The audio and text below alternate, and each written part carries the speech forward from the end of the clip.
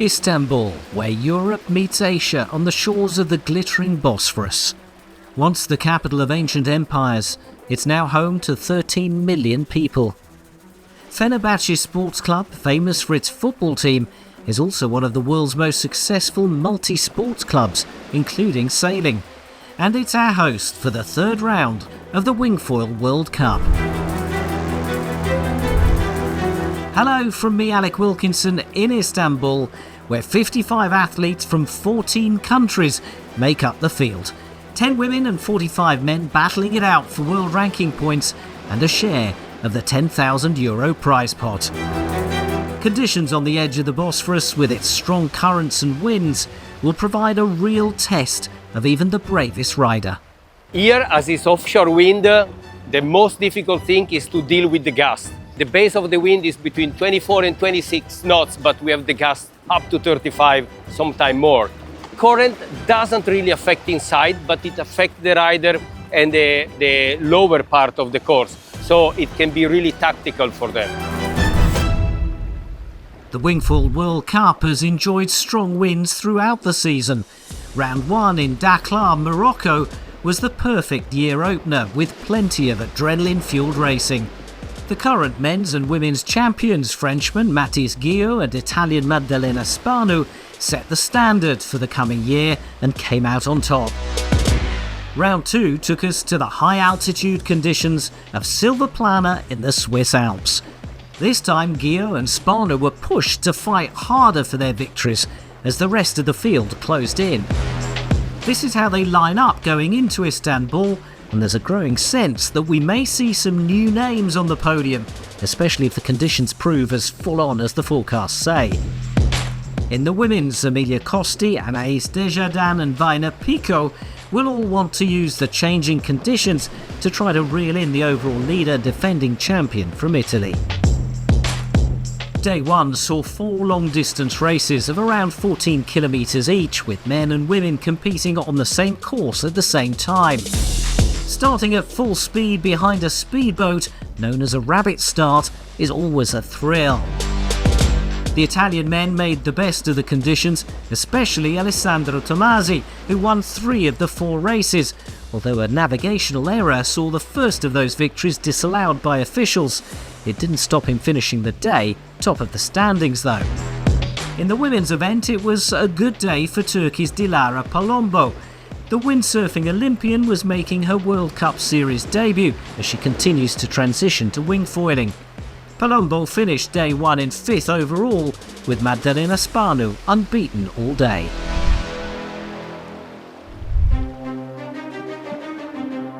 Time to chill before the heat of competition.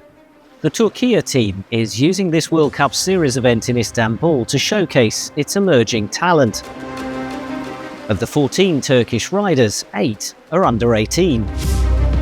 For club manager and 5 times Olympian in the 470 class Denise China, it's a perfect opportunity for developing young riders.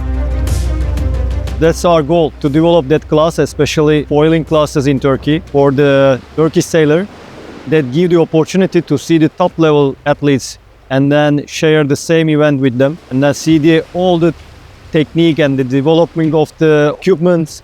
I think that's a big opportunity to do this development with them. Derin Tuzel, at 11 years old, is the youngest athlete ever to compete in the World Cup Series. With my teammates, we always make jokes to each other. We're not a team actually, we're just a group of friends racing in the WingFoil World Cup Series. However, the pressure grows as the riders get older. Competing against the best in the world can be daunting when you're 16, no matter how friendly they are. I've been a little shy myself, like I couldn't get myself to go for the top riders and talk to them. But my friends always goes for like Matthias, Camille, and ask for their advices on how to race, on how to improve themselves. Matthias is always talking with me. He helped to fix my board foot strap. It went out, and it's good to be here with them. Dilara Ural Palombo competed at the Rio and Tokyo Olympics in windsurfing, but is now coaching wingfoiling, sees a bright future for the class in her country. Here, I think it's getting more and more wingfoiling. The parents are also looking for it and asking a lot of questions about wingfoiling. I think we have really good potential in Turkey. I am living in Urla, and I also started a lot of kids now, and hopefully they will race next year. So it's going really good, I think. On the water, the youngsters have performed well and bravely in some brutal conditions. Days 2 and 3 of racing saw increasingly strong winds. The local Meltem wind blew and began to hit gusts of 40 knots. It wreaked havoc with wing choice as riders dropped sizes between races. By the end of the second day, many had dropped to a 5. Some wished they'd brought even smaller wings. Revelling in the heavy conditions was Italy's Alessandro Tomasi. On the crucial 4th day of competition, when the top 9 qualify for the medal series, the tall, rangy rider used his size and strength to take 4 victories from the day's 8 races. By his usual standards, defending World Cup champion Matis Gio was having a tough week. The master of consistency was thrown off his stride by the extreme conditions. However, the Frenchman may have been down, but he never looked out and recovered to qualify 3rd overall behind Poland's Kamil Manowiecki. For the first time in many events, Gio would have to come through the semi-final. By contrast, the women's champion Maddalena Spanu maintained her dominance. Despite the wind smacking her into the water a few times, the Italian never fell from the top of the leaderboard. It was, however, a chance for Emilia Costi to push hard, the Greek picking up most of Spanu's dropped bullets to qualify 2nd for the final. Former kiteboarder Anaïs Desjardins notched up some of the week's fastest speeds. The doctor from France qualified straight to the semi-final. I don't know what to say. I secured this first spot for the final, and it's crazy. I didn't expect when I came here.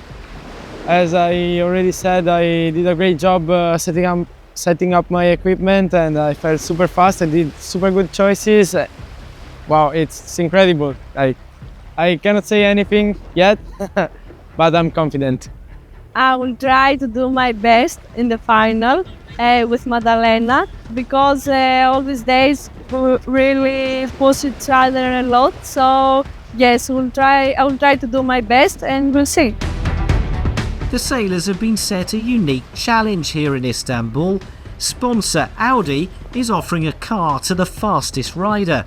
Wing size is a crucial factor in speed, but the strong winds this week have made choosing the right sized wing really tough. Hey guys, so I'm preparing for the second day of the Gold Fleet. Today looks like it's windy as well, so I'm getting my smaller size. You're probably wondering, how do we choose the size between the big wing? We have 7.3s, 8s, and small wings as 4.3, 5 meters. For me, I'm not afraid of choosing too big size for the race. I know that the smaller sizes are a bit quicker and make you a bit less tired, but in the lulls like we have here, when the wind is lacking in some places of the course area, then it's better to have bigger wing to keep up the pressure. So today is the final day of the Gold Fleet before the medal series. I'm going all in, so I go 5.5. See you out there. Before the medal series could start, the golden ticket race to decide the 10th and final spot in the medal series got underway in the lightest winds of the week, around 12 knots. 2 long reaches along Istanbul's shoreline saw Sean Herbert take the lead. The New Zealander held that lead right to the end, but what he didn't know was that a starting infringement earlier meant he was disqualified. Second finisher Hay from Hong Kong was awarded the golden ticket and a place in the final medal series. This is how it works. The first 2 finishers in the repechage go through to the quarter-final. Then first and second go through to the semi, and the top 2 in that race go through to the final, where they meet the 2 riders that finished top in qualifying. Still on a high from qualifying, Hay from Hong Kong then stormed through the first round of the medal series, coming first ahead of Italy's Ernesto De Amicis. The quarterfinal saw Oscar Leclerc of France win, with De Amicis go through in second. And so we reached the business end of the medal series, the semi-final featuring some of the circuit's most experienced riders. World champion Mathis Guillot, so used to qualifying straight to the final, admitted he had a mountain to climb. But we all knew the day's lighter winds would suit him, and on the biggest sail he'd used all week, Guillot won the semi just ahead of Francesco Capuzzo. Waiting for them in the final were top qualifier Tomasi and Manowiecki. Tomasi started well and led to the first mark, but Mathis Guillot was right on his shoulder. Whilst the duel continued to the bottom gate, the chasing pair, Manowiecki and Capuzzo, were also going head-to-head. An early tack by Tomasi to avoid safety boat grabbed him an advantage, whilst Guillot struggled. As they approached the finish line, Tomasi was clear out in front. It was gold for the Italian. In the final metres, the pole moved up to second, and Capuzzo grabbed Italy the bronze as well. With two riders in the women's final, France was guaranteed a medal. But could anyone beat the defending women's champion, Italy's Maddalena Spanu, who already had a 2-point advantage as best qualifier? 15-year-old Vaina Pico, in her first ever World Cup final, showed no nerves to cross the line first. The final would go to at least one more race. Spanu didn't panic. Race 2 saw her lead from the start. Once ahead, Spanu is always difficult to catch. She was flying and crossed the line to take her third World Cup title of the season. Emilia Costi of Greece took silver, whilst Pico's earlier win was enough to secure the French teenager the bronze. The biggest celebrations, though, belong to Italy's two champions, who will now look to repeat their success in China in September. Fino ad ora di quest'anno è stato il mio migliore evento. Questo è un posto, ci ha dato veramente tanto vento, super complicato regattare qua. C'è il vento che gira tanto, fino a 30 gradi e oltre, è molto rafficato. Per fortuna penso di essere stato molto bravo a prendere le giuste decisioni nei giusti momenti e sono stato quindi abbastanza costante. In questa tappa qua ho dimostrato di meritare questa vittoria, penso. Si è appena conclusa la terza tappa del mondiale di WingFoil Racing a Istanbul. È stata una settimana molto intensa in quanto il vento era girava molto e era molto difficile capire da quale parte del percorso andare. Però sono veramente orgogliosa del risultato, sono arrivata prima e sì, appunto l'ultimo giorno è stato il più difficile secondo me in quanto il vento era molto leggero e soprattutto nella prova femminile è stato molto difficile per me decidere in quale parte del percorso andare, però alla fine sono riuscita a vincere e sono veramente orgogliosa di me stessa. Le ragazze sono fortissime. So an excellent week for Italy with a gold and a bronze in the men's competition. And whilst Tomasi revelled in the strong wins, mention too for Polish rider Kamil Manowiecki, whose silver medal was reward for his hard work and attacking spirit in the difficult Bosphorus conditions. As for world champion Mathis Guillot, a disappointing fourth place, but he still sits top of the season standings, and we just know he'll be back for revenge next time. So another Italian gold in the women's competition for Spanu as she strengthens her hold on the standings. Some great races from Greek rider Costi as well, but keep an eye on the rising talent of Desjardins and Pico. Tomasi added the title of fastest rider to his gold medal. A thumping 34.4 knots saw him win the speed challenge and the AUDI model car. So what an event for Italy. 2 golds and a bronze kicked off a night of triple celebrations. The next event in China is just around the corner and promises very different conditions and challenges for the riders to face. But for now, from me, Alec Wilkinson, it's goodbye.